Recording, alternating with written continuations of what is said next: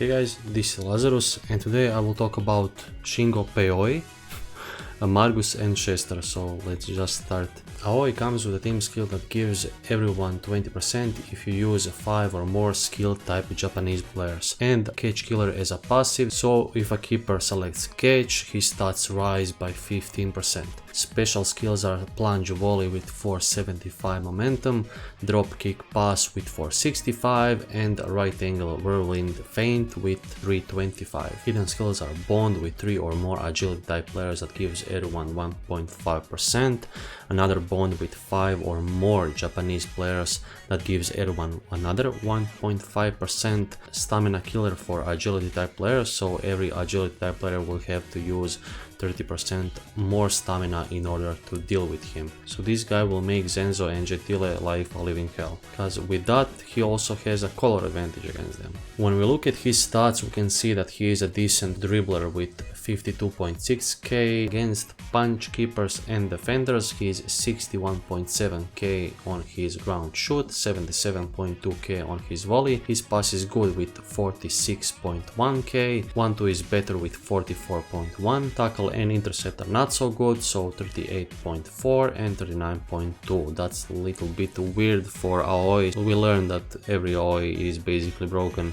This is broken in some ways but not entirely. So against Catch Keepers he has a ground shoot of 71k, which is nice, and he has a volley of 88.7k, which is ridiculous. I don't think that I have to say how ridiculous that is. That's super powerful, and that will be enough to beat Zenzo. Kind of tougher to beat Gentile, because if he chooses to block, then he gets that a little bit of bonus. So this guy has the color advantage against Gentile, so it will be back and forth really. And plus that Stamina Killer will, like I said, make his life a living hell. Yeah, it's obvious that this guy has a very distinctive role, and it's Zenzo and Gentile killer. I would limit break him, shoot power 25, dribble plus 21, speed technique 4. You could go with shoot, power, dribble, speed 25 in order to maximize his two best stats, but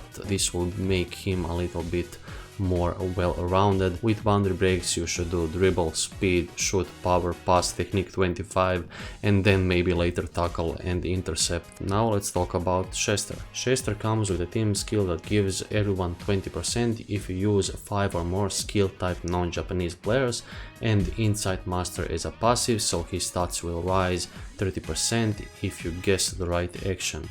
Special skills are Grand Jumping Pass with 450 momentum, Quick Step with 405 and Magnificent Interception with 295. Hidden skills are Bond with Margus that gives everyone 1.5%, another Bond with 3 or more skill type players that gives everyone additional 1.5%. He is a high baller and he inspires Margus, so after you win at a matchup you give 5% to special skills force to Margus on his next command, and recover, so his stun time will be reduced by 50%. I'm kind of sad, that this is another Schester that doesn't have auto intercept, but what can you do? So when we look at his stats, we can see that he is a good dribbler with 46.7k, great passer with 56k, 1-2 is great also with 56.6, tackle is 40k and interception is 43.9. When his Insight Master 30% activates, so when you guess the right action, he is an excellent dribbler with 60.7k, he is an excellent passer with 72.7, excellent 1-2 with 73.6, good tackler with 52.5 and great interceptor with 57k. So this guy will do a better job offensively than defensively, but he will not be completely irrelevant defensively too. One thing that will make him a total nightmare is skill block, but he didn't get that, so we will just forget about it. Another thing that is not so good about this guy is basically his raw stats are pretty low, so on the field against wide passes he will present no threat, and I would rather use him as an attacking midfielder on the sides than on the DM position, even though on the DM position he will do a good job, but against the most powerful opposition he would fail. I will limit break him like an all-around defensive and attacking midfielder, so dribble, tackle, speed 70, 17, 16, pass, intercept, technique 16, 16, 18. I must admit, first when I saw this guy I wasn't too impressed, but this guy is really good, and in the hands of a guy who knows what he's doing and often guesses the right action, this guy will be really good. A great feeder to Margus or any high baller. Now let's talk about Margus. Margus comes with a team skill that gives everyone 20% if you use 5 or more agility type non-Japanese players, and hotline with attacking and defensive midfielders that will give him 15% to stats when selecting the next command after receiving a pass from them. Special skills are German combo volley with 485 momentum, that is the strongest high shoot of Margus, and he does it with Schneider. Teamwork combo, which he does with Schester, and it's 455, and A ranked Germanic dribble with 300 momentum. Hidden skills are bond with Schneider that gives everyone 1.5%, another bond with 3 or more agility type non-Japanese players that gives everyone 1.5%,